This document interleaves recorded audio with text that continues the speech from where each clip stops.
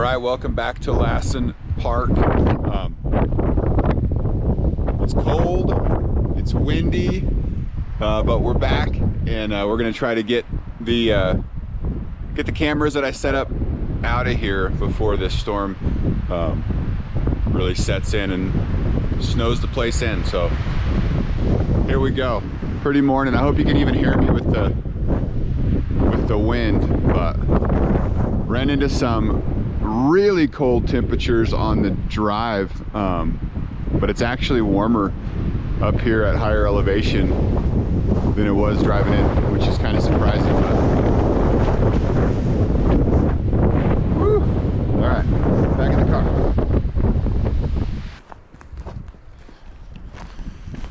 Okay, hopefully I'm out of the wind enough right now that you can even hear me. There was one storm that came through a couple days ago. I think it got like a dusting of snow up here, but it wasn't significant. There's another one on the way tomorrow. So it's Monday right now. Cameras have been out not even 2 weeks, which is kind of what I figured. But it's gonna be, I'm risking them closing the road on Tuesday, I think, or Wednesday. So we're gonna get in here and get the cameras out. I'm headed to camera 2. If you watched the last video, I think camera 2 will be easier to locate from where I parked, because I kind of know where I came out on the road. I have it GPS marked on my phone, but reception is spotty, so I'm hoping to walk right to camera number 2. And again, I'm not expecting great things. This is just a fun little teaser, I guess. If we get a glimpse of a red fox, then I'll kind of know to target this area in the spring. But that's all it would be, is maybe a glimpse. And if that, you know. And I just realized too, some people watching this might not understand yet the difference between a camera trap and a trail camera. So I recorded this little video at home to sort of explain that. So watch this real quick. All right, location switch here. We are now on my property, close to Susanville.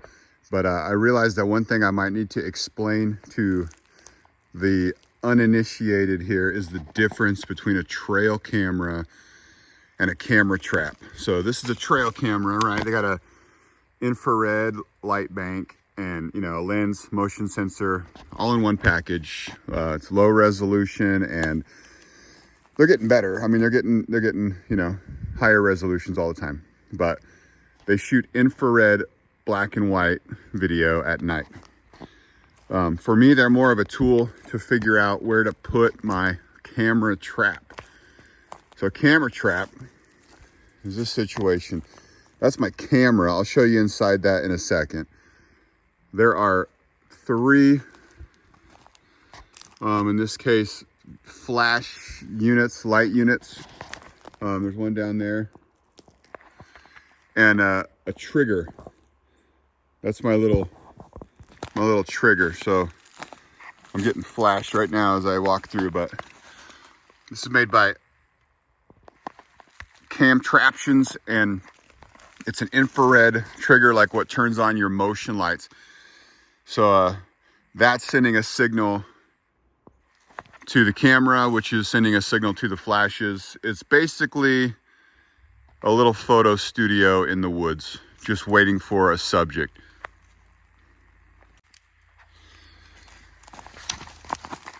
Okay, so I took my camouflage netting off of there and opened this up, but a camera trap is gonna fall out of there. You got your DSLR camera, right? These are external battery packs with just AA rechargeables in them. Get my lens cap in there. This is the receiver from the trigger. All right, so with the trigger over there that I was showing you sends a signal to this. This sends a signal to the camera. Camera is going to fire with all your preset settings. This is a trigger for the flashes, and there's a similar thing to this on every one of those flash units, and they fire when the camera fires. One thing to point out with the camera trap is that everything is manually set, which makes it a little bit harder.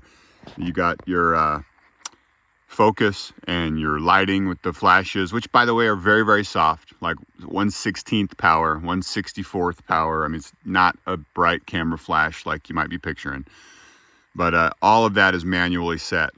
So like right now, I've got my focus point for this set up on the edge of that tree, which puts everything right in there in focus.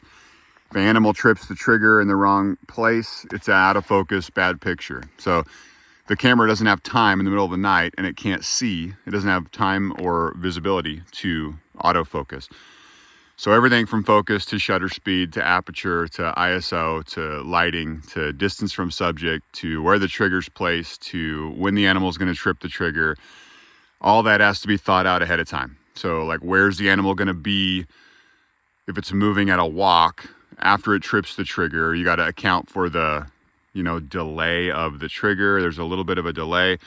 You got to account for where you want that animal to be and where you want your focus point exactly at the right time. So there's a lot of variables, complicated, but it always is worth it when you get a killer camera trap image. When I say camera trap, this is what I'm talking about. When I say trail cam, I'm just talking about those little ones that we mount on the trees. All right, hopefully that clarifies a little bit for people that aren't sure what I'm talking about. Okay, so hopefully that explains it a little bit better for you. Are you seeing that sunrise behind me? It's crazy. So good. I should have sat on the side of the road longer, taking pictures, but I blew it.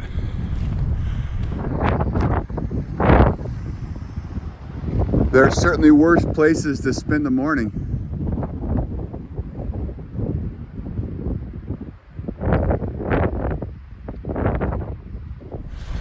So if we get any kind of hint of a fox on the either one of these cameras, I'll target this same area in the spring. I'll probably target the same area in the spring anyway and just spread cameras out. I mean, 2 cameras is not much. I'm gonna need to get a whole lot more hardware in here to really kind of get an idea of what's around. But again, this is just because we can, right? See what we can see before the snow flies. Woo! We're going snurfing. So we did get a dusting of snow here. Looks like it's mostly melted off, but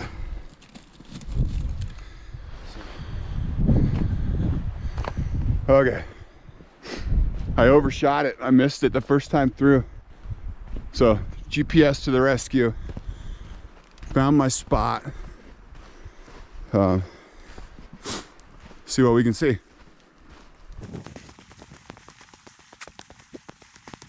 So we're just up the top of this little pile of rocks here.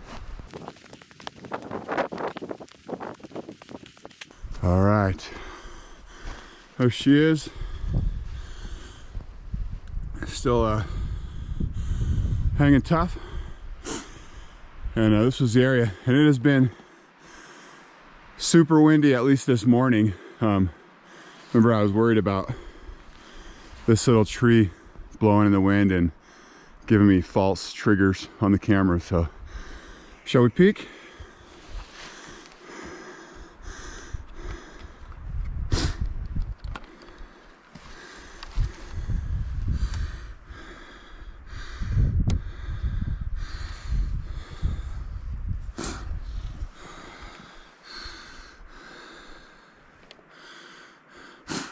All right, we've got 138 videos on that camera,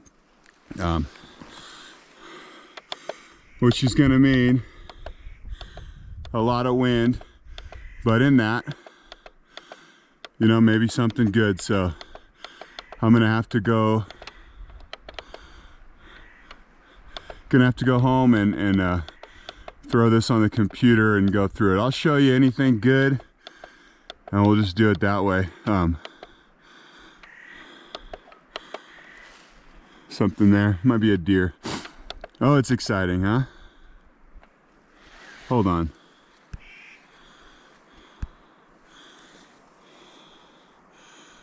Are you seeing that?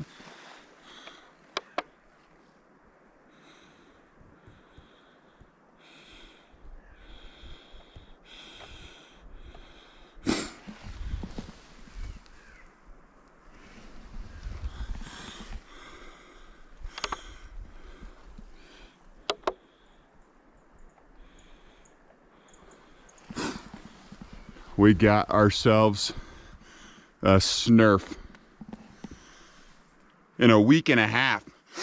That's crazy. Dang. All right. Well, let's see what the other 100 videos on there have on them. I'm gonna go through. I'll go home and I'll throw the good quality video on here. But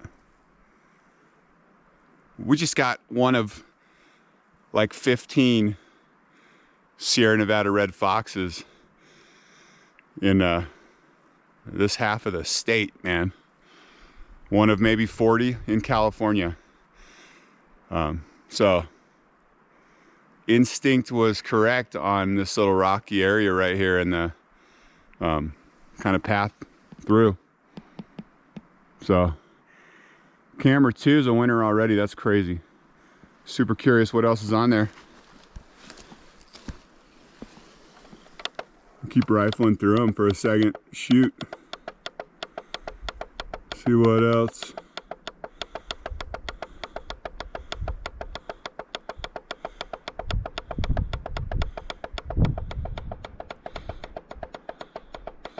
Bunch of wind. All right, I'll go through them. That's going to be boring.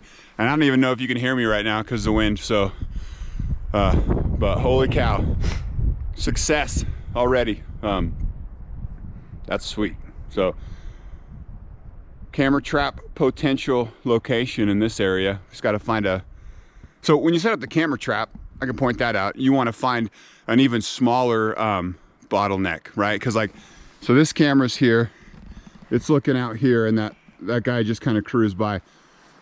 You can't have that many variables with the camera trap because you have to manually set focus. So you have to know exactly where that thing's going to be. So like the gray foxes at home, I'll put my camera like on a log or some high point, like on that point of rock or something over there, somewhere up high where you can pinpoint or narrow down right where the guy's gonna sit or walk or perch, you know.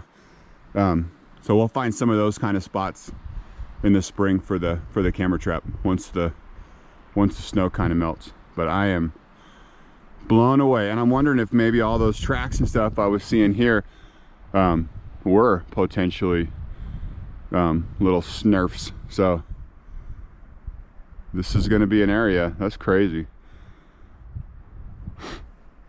All right, I'm going to pull this thing down and we'll hoof it to camera 1. That's a longer hike, so I got to get in and get out and get on with my day here. I should mention too, as long as the wind's not howling, that I am in touch with the fish and wildlife biologist that is like doing this study and monitoring and has captured and collared a couple of these guys. So she's aware that I'm out here, and I'll be sending her all the footage that I get and telling her where, just for her data. But in case people were asking about that, because when you get footage like that, somebody always jumps in and says, you got to tell somebody, right? So I will. She'll know. And any like photo that I get, I'll probably pass on to them also. I don't know, there's some copyright stuff there, but we'll see. I'm hoping this is a good omen for the rest of this quest, because a reminder, the mission is not to get trail cam footage of a SNRF, right? We want high def color. I want to count whiskers.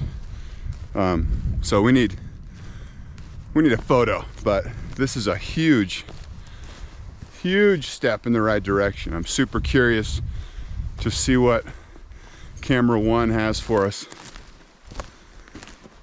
Pretty exciting.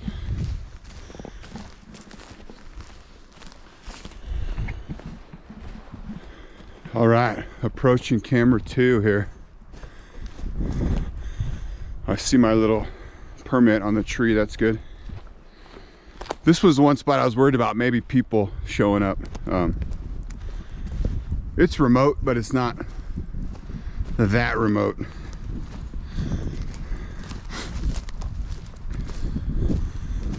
So we're on that little trail, and camera's on the tree right there, looking untouched. So see what's on this one, huh?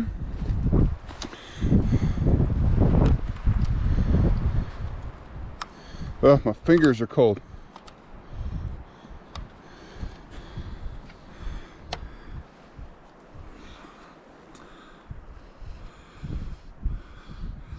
We are looking at, whoops, wrong button.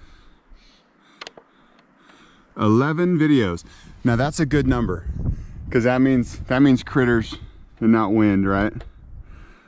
That's me setting it up. That's number one. Ooh, it's an obvious deer. Good one.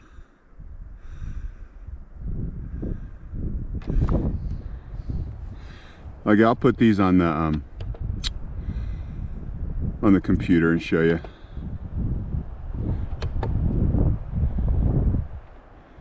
It could be a bear. Not sure what that guy is unless it picks its head up.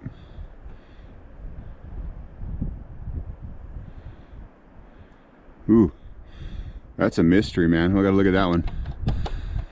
Another deer. Unknown. There's 6. Kind of insect, checking out the camera. 7, same kind of deal. And me walking up, so it looks like no SNRFs. That one big mystery animal, let's see. It was like here and its back was getting picked up. Could have been a deer. The others were deer, but see if I can pick anything out on the computer, but I'll throw those on there. So we're a bust in this spot, which is the opposite of what I would have thought, because this is such a well-established trail. Mystery. Well, we'll be back in the spring. I'm gonna target this area anyway, because it's a really good bottleneck. And again, I was expecting to find nothing on either camera, so I'm stoked. We'll be back. I'm gonna pack this thing up, get out of here before we can't anymore. So fun. All right, like we were never there. Now I gotta climb this thing, get out of here. I just can't imagine those guys not using this corridor for travel.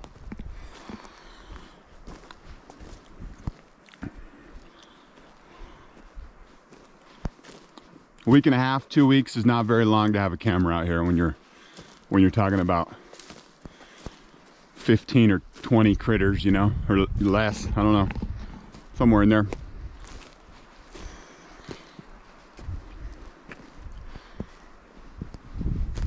We'll have stuff out here all year next year. As soon as I can get in the spring, I will get busy. All right, I'm gonna shut the camera off so I can pant. Okay, this is the kind of spot I was talking about with the camera trap. So you got this natural, obvious game trail, and a tree's falling over it, but the trail continues over here. So critters will still use it, right? And any deer that runs by here will just jump over. But anything small like a bobcat or a fox would come trotting down the trail and jump up on this log, usually pause and take the advantage of having a high spot to glance around, see what's going on, and then continue. So if I was putting a camera trap here, I would consider setting it up here, looking straight down the log, or maybe setting up over here in the rocks, focused on that spot, because you're gonna get something pausing right there, and you can control your depth of field where it's just that top of the log that's in good focus. So, photography tip, that was free right there. No charge for that. Look at that fungus, man. Look at that, it's huge. One of the biggest ones I've seen.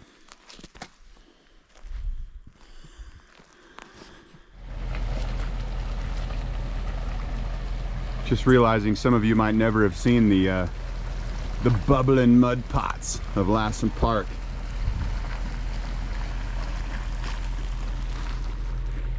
It stinks. It smells like sulfur. But this is a cool spot.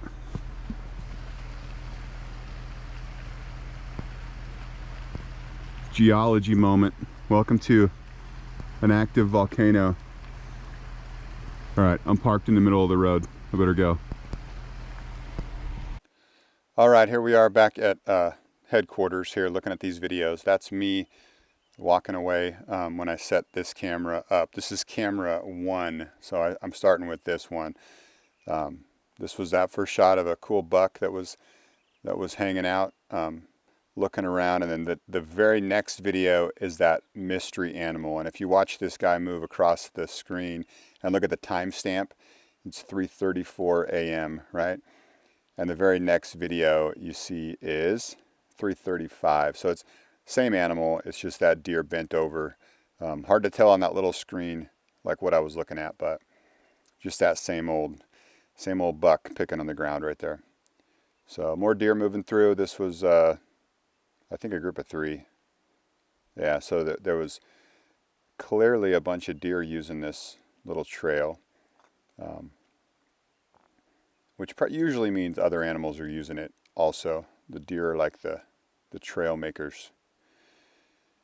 Oh, this is that bug crawling across the screen. That happens less than you'd think, but it does happen. So somebody having a snack right in front of the camera there, checking out my sign. That might be it from this camera. I'm trying to remember. Yeah, one more deer. No, this is camera 2 now. Sorry, this is the other location. Amongst all the wind triggers, we had just a few clips. Bunch of those little ground squirrels were tripping that camera also. They're very active there. And there is your SNRF moving on through. And if you look, I slowed it down. I put this in here again. If you look at this guy, you can see right here that he's got a collar on. So this is one of the, I think, 3 that has been captured and collared. And you can see that white tip on the tail there. Very clearly red fox, but only one kind of red fox in this neighborhood. So what a cool thing to have him cruise by. And he's headed right over to that rocky thing right there. Look at that the tip of the tail, that white tip of the tail there. I compared that with a gray fox. This is from my camera trap. gray foxes have a black tip, and it's clear even on an infrared image when that white tip is there compared to the black. So that's the giveaway. Okay, there's some more deer cruising by on that one. Nothing else exciting in that 150 videos or whatever it was on that camera. Mostly wind, and actually the tree that the camera itself was on was blowing a little bit in the wind and causing motion and tripping the sensor also. So just put an example of that. This is what a bunch of those wind videos look like. So you can see the trees rocking a little bit, the shadows are moving.